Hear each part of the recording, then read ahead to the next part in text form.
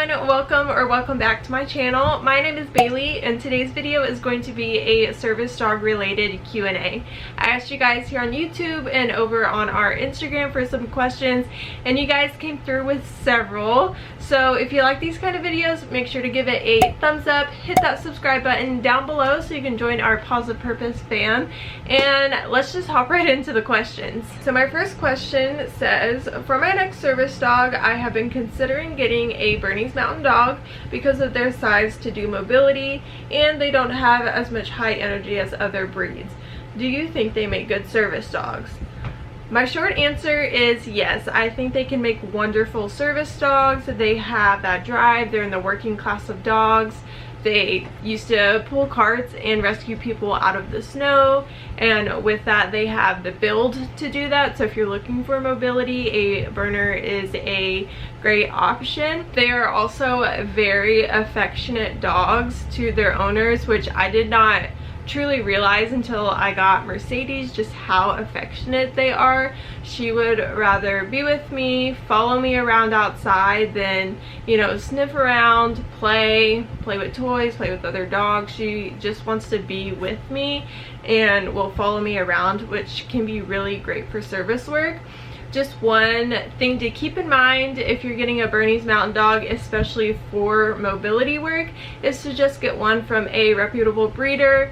Get one that does OFA testing on both mom and dad, and that they are willing to show you the scores. Do not get a dog from someone that says, oh yeah, I health tested them, oh yeah, I did OFA scoring, and then they won't show you. Like, that's kind of sketchy. And if you don't know, OFA testing is x-rays of hip and joints, and then you can also test for heart and just eyesight and things like that. So definitely keep that in mind when you are looking for a Berner. And then outside of just service dog work, because this dog is going to be living with you, is just lifestyle considerations.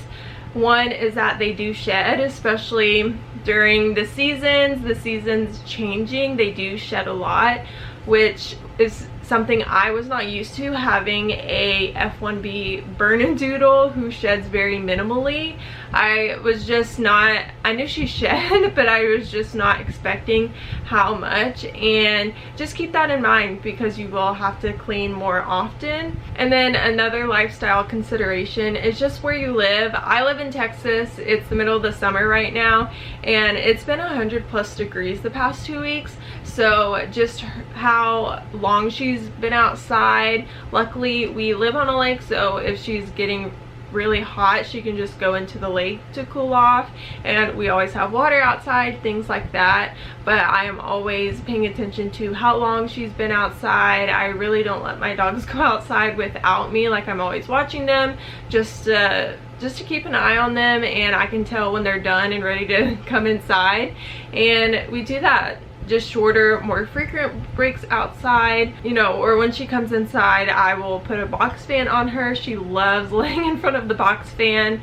Or you could also make like special ice cube treats or, you know, stuff like that. So that is it's not a big consideration, but it is a consideration just being in a hotter temperature area than in the cold where they are more used to. And also, kind of like the question mentioned, they are a lower energy dog just compared to, like, I just think of a retriever type dog that it can go and go and go. Mercedes is not like that, and Berners in general are not like that. She does need physical exercise, all dogs do, but I don't have to run her for an hour. It feels like for her to eventually tire out, like 30 minutes maybe, even if that, just playing, and you know, she's done, she's, you know, her needs are fulfilled in that area. So yeah, if you're looking for a lower energy dog, a Berner could be a good match for you. Alright, the next question is, in your opinion, what type of service dog is the hardest to train? Seizure alert, diabetic alert, guide, etc. So I've only trained or been around psychiatric and medical alert service dogs, so I don't have any background experience as to the difficulty of training other types of service dogs. But if I just had to guess, think I would go with mobility, I think, just because of the patience. Like, not in a task aspect where they have harder tasks, because really if a dog is meant for service work, then what am I trying to say? Like, you'll always have bumps in the road, but it won't be like pulling teeth trying to teach them a task. So anyways, I would say mobility because of the patience, and because I feel like there's a little extra, like in order to do mobility work, I think some people get their dogs like tested and looked over by the vet, and you have to wait until they're a certain age. Like, you can't really do mobility work or put your full weight on your dog when they're still developing. So I think the patience in that, and then just having to test them maybe more frequently than like a psychiatric or medical alert, just to test their joints and stuff like that. But yeah, and again, that answer is based on not having any experience with other types of service dogs. So let me know what you guys think down below, what you think the hardest type of service dog would be to train. I'd be very curious to know. So the next question says, I'm so interested in how you train Moose to have such a great tight heel. Thank you. I'm having a hard time with that. Well, let me tell you, so did I. That was maybe one of the hardest things to teach Moose, going from or starting with loose leash walking to a heel. And really how I did it was just to be consistent and not give up. It was so easy to get frustrated, and I'm not perfect. I would definitely get frustrated with Moose, and it probably took me 4 or 5 months to go from point A to having a somewhat heel. So the way we did that was to break it down into baby steps, and we also worked with a private trainer, just because as an owner trainer I could only go so far in training heel until I needed to reach out for help. And that trainer also helped me to create the baby steps and help me to progress. So really, we started with loose leash walking, and then we started like inside in my little New York apartment living room, just the position. So having him, we use touch and then have him get into position and reward right next to me in that position, and then immediately release. And we just do that over and over again. And then from there, once he got that down, it was more consistent with that, then it would be get him into position, take 1 step, release, and doing that over and over. And then I could get a couple steps in that position, and then we finally got to a whole lap around our like tiny New York apartment living room, and I was so happy about that. But then you also have to practice outside, because going outside you're basically starting from square one, because it's just more distractions, especially in New York City. And then yeah, from doing that and doing also those exercises outside, and then just working on them while we're walking down the sidewalk. And then the last thing we really worked on, once the heel was more consistent, it was not perfect, but once it was more consistent with the positioning and, you know, adding in the command heel, we also worked on rear end awareness, which I think really helps get that tight heel. That way they are able to maneuver and swing their hind end with you, and it just really makes for seamless movement when you are turning around, just pivoting, things like that. So yeah, I would also say to be patient. Like I said, I got very frustrated and just impatient, and I'm like, why are you not getting this, blah blah blah. But really just go at the pace of your dog and really look for progress, and just celebrate those tiny wins, because I know there are definitely days where I'm like, oh my gosh, we got this, and then we wake up the next day and it's like, I've never taught this dog anything. I feel like I'm starting over that day, and it would be frustrating. Like, you know this, we worked on this over and over and over.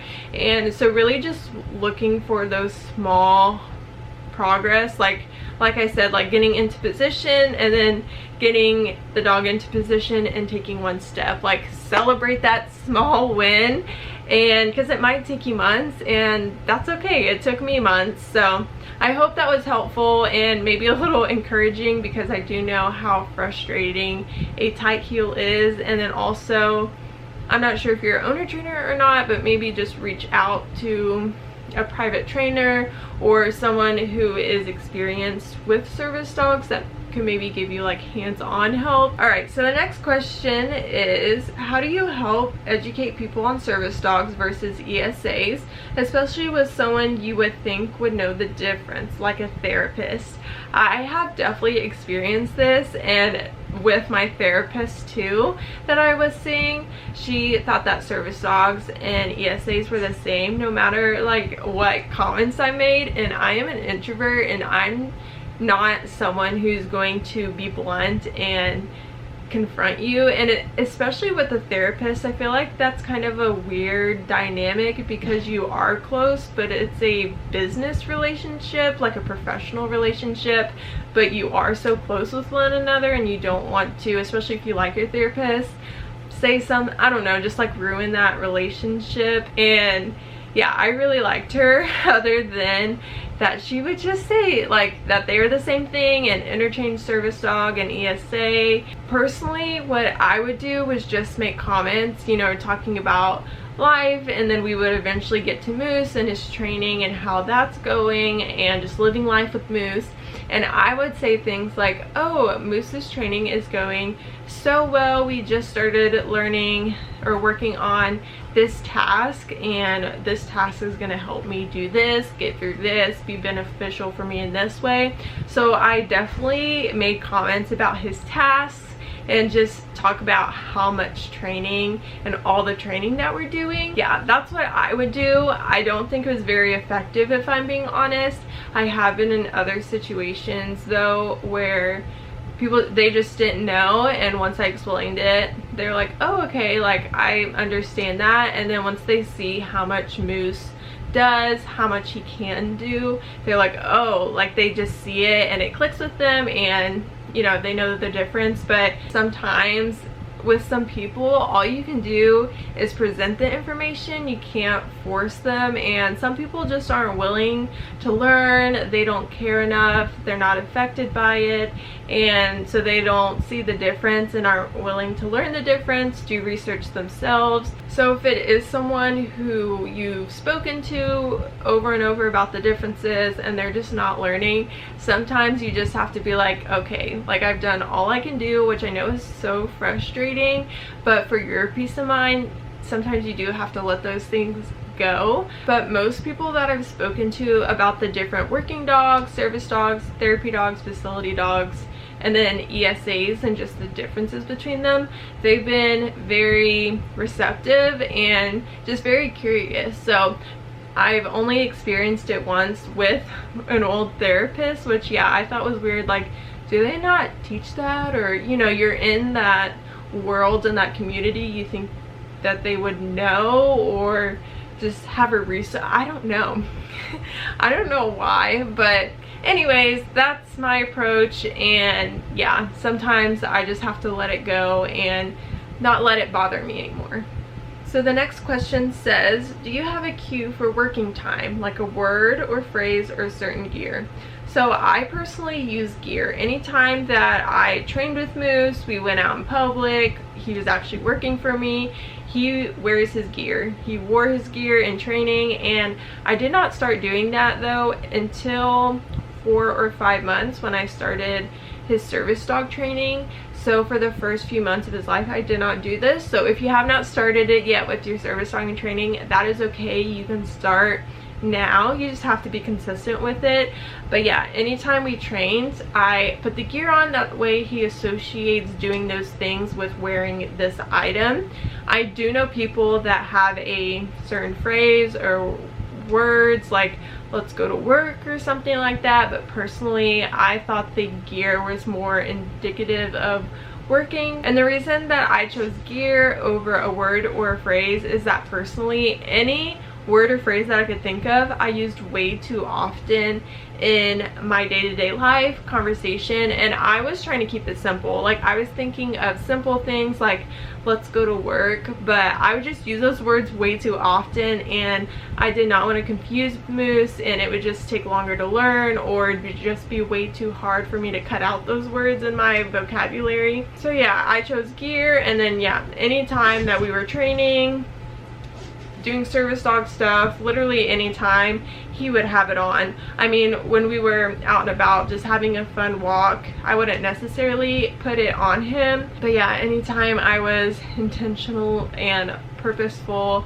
in my training, he would have it on, and then once we were done, he took it off. And to this day, Moose is 3 now, anytime I take his gear off or put it on, he is a different dog. Like, he is in working mode, he is by me, and then when I take it off, he is free, he enjoys running around, he plays, he likes to love on his grandma and grandpa and things like that. So I am so glad that I did that. But yeah, if you were looking for a working time indicator, then I would definitely recommend gear. It is a personal preference, but yeah, that's why I chose gear over the other two. So the next question says, I know tasks are based on the handler's disability, but what things do you think all service dogs should know? Definitely, I mean, basic obedience is what first comes to mind, just because those are so foundational to every task. Anything else that a service dog learns is built on sit, lay down, stay, like those kinds of things. And I think behavioral wise, a good settle. Like, I use Moose's settle all the time. I'm in college, he goes with me. I've had an office job before, he would be with me for the whole duration. And the way I taught Moose's settle was just by baby steps. Start with 1 minute, I'm looking for a 1 minute settle, 5 minutes, 10 minutes, and then I would utilize any sitting time. So like, if you're in school and you're working at a desk, working on homework, do it while you're already sitting down. If you are eating a meal at the dining table, whatever table, have them sit down next to you. If you're watching TV on the couch, have them settle. Like, you can incorporate these things, and they don't have to be long, but you can incorporate them into things that you're already doing. Besides basic obedience, I feel like that's an easy answer, but it's so true. I would say a good heel, and I would say also just a focus on you. I think it'd be really hard for a service dog to help you with a disability if they were not focused on you, because they might miss like an episode or some signal, or whatever kind of dog, they would miss that thing that indicates an episode or your disability is acting up or anything like that. And yeah, that's what service dogs are for, is to catch those things and help just improve quality of life and help mitigate those disabilities. So yeah, that's what I would answer. The next question says, what was the most challenging skill to teach? I would definitely say heel, and I talked about that earlier, but it took months and I wanted it to go faster than that, and that's just not the pace that we worked at. And Moose's heel is perfect and fine, and I'm so glad that I went his pace and wasn't trying to rush him. I would definitely get frustrated, but yeah, I was just, I guess, impatient if I'm being honest, and we really broke it down into baby steps. And doing that, and maybe, you know, progressing and then having to take a step back, it just feels like you're taking 10 steps back and starting over. And then something that's service dog related, since I already kind of talked about the heel, I would say Moose's medicine retrieval. That is one of his tasks, and that is something as well that just took time, and that one took a lot of trial and error, just how to teach him, just to begin to teach him the concept. And yeah, that one took a lot of, not a lot, but it took trial and error and just really going baby step by baby step, and yeah, just working on that one baby step for like a week or two before moving on to the next baby step. So I would say that was like the second hardest thing, since I already talked about the heel. But yeah, heel and then medicine retrieval. All right, and the last question is, would you owner train again, and if so, why? I love this question. I would 100% owner train again if I had to, if I needed to. There is just nothing like the bond that I have with Moose, and I feel like that is largely due to just living life with him like this since he was 8 weeks old, since I picked him up from his breeder.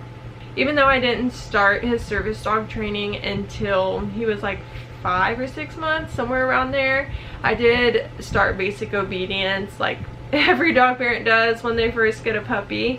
And yeah, there's just nothing like that. There's nothing wrong with program dogs. Like, there's a reason that those exist, and I'm not saying you can't have a bond with a program dog. I'm not saying that at all. But yeah, if you're able to owner train, I would definitely recommend that. And the other reason is that I just learned so much. I learned so much about Moose. I can read him so well. He probably learned so much about me, and also just about dogs in general. I learned so much, dog behavior, how to troubleshoot different problems, different training methods. Just, I've done so much research and just so much learning with training my own dog that I don't think I would have that much knowledge, or yeah, I just wouldn't know probably as much as I do with having to owner train. But yeah, I would definitely owner train again because of the bond that I have with Moose. And yeah,